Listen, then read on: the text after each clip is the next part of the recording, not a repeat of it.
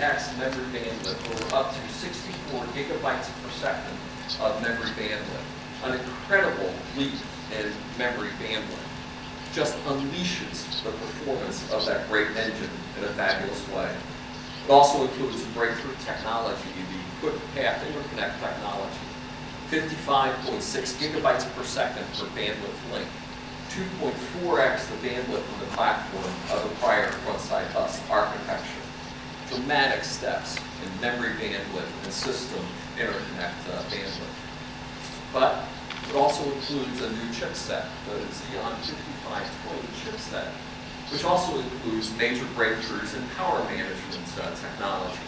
As part of that is features that we put into the chipset with new firmware to deliver the node manager design that allows data center or customers to fix the power envelope available for individual platforms, and then using the data center manager, aggregate that into fine-grained power control at the data center level. This is a key capability to deliver this most compelling platform energy-efficient design. Furthermore, we connected up with breakthroughs at the network level as well. Advanced I/O capabilities, PCI Express Generation 2, also new technologies like Intel Enterprise SSDs. And we're also announcing the 82599 10 gigabit Ethernet controller, formerly known as the Niantic Ethernet product. This product includes high performance dual 10 gigabit Ethernet, more than double the sustained throughput over that Ethernet connection. Key new technologies like converged fabric, with fiber channel over Ethernet or iSCSI capabilities at significantly reduced power envelopes, 5.5 watts for a dual Ethernet controller. Not only is this a high-performance platform for today's Xeon 5500, we've also built the headroom into the platform such that we can literally drop in the next generation, the Westmere 6-core version of the product, our 32 nanometer product, and have it scale as well. So platform compatible, socket drop-in to the next generation 32 nanometer process as well. It's 2 sockets, so it's a 2-socket. Each socket has 4 cores. Each core has 2 threads. So that's what we see. You see the 8 threads in each socket, for the environment. This is running a Black-Scholes calculation.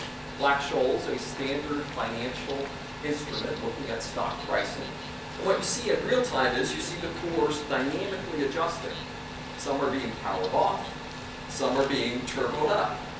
And you see this occurring in real time as we are executing this financial workload on a Xeon 5500 platform that we see instead operating on stage here in real time. And you just see that it just works. This whole idea of turboing, dynamically adjusting the thermal environment and the workload environment, gives spectacular efficiency and performance simultaneously. What does this mean to the end user? When an IT manager looks at his data center, he looks at 3 things. He looks at compute, he looks at networking, and he looks at storage. He wants workload agility, dynamically able to balance workloads across his resource. He wants simpler, lower cost environments based on key standards in both storage, networking, and processor. And finally, he wants great performance. He wants to get the work done. Today, we're making huge leaps in all 3 legs of this with what we're announcing. Virtualization, converged fabric, high performance storage environments.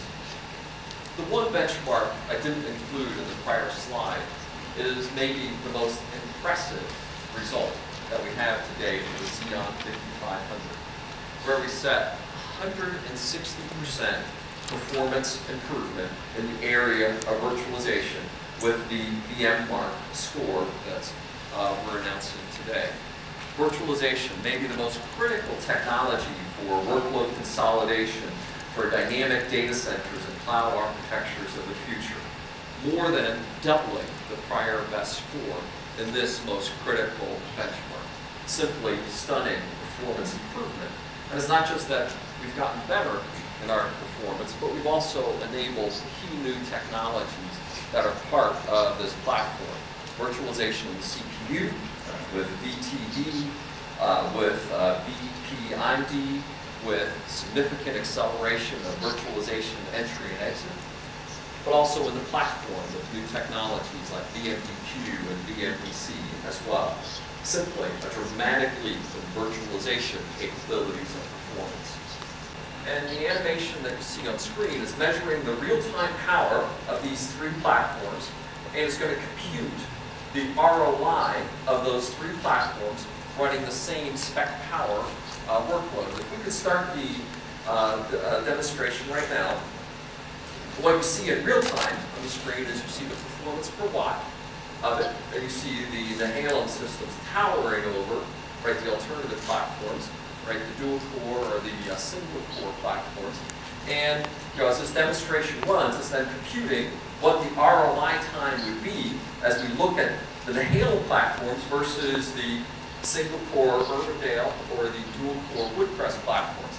And as you see, 8 months, right, comparing the return of investment that we would get by doing this upgrade, right, to the Halem from single core systems, or 31-month return of investment of doing a dual core to the Halem upgrade. And these are spectacular return on investments for an IT manager today. And I'll also point out that this is assuming a 10-cent per kilowatt hour baseline. In Japan today, I think the average power cost is almost twice that. So the return on investments would be even more significant or shorter time periods than what we've calculated in this quick demonstration of the ROI of the Xeon 5500. Truly spectacular results.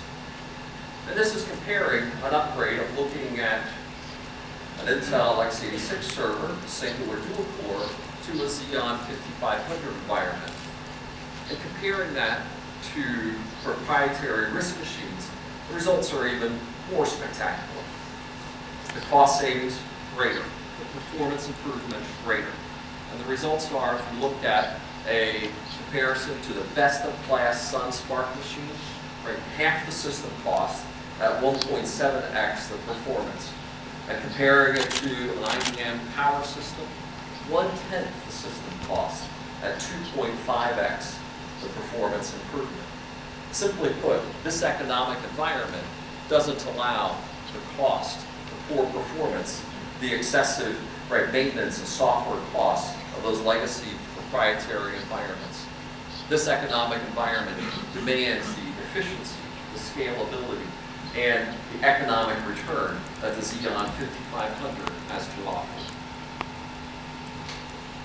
We'll go into production later this year with the Halem EX, which will be the next leap, taking this in the Halem microarchitecture and bringing it to the 7000 family or the EX family of products.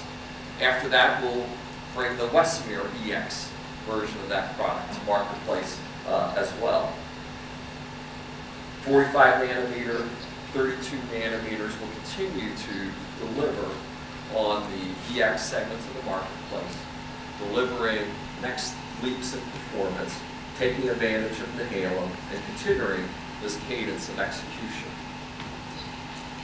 I'm very excited about the Halem EX product. It's an 8-core product, each core capable of hyper-threading or 2 threads, 24 megabytes of shared L3 last level cache, 4 high bandwidth QPI links, so a fully connected environment to allow 4-socket or 8-socket glueless design, up to 8 sockets directly connected, right, with the Halem EX product family. A scalable memory interconnect that allows high capacity memory configurations, 2.3 billion transistors on this single die, and on track for production in the second half of this year, bringing the next step of innovation to the highest end of server platforms as well.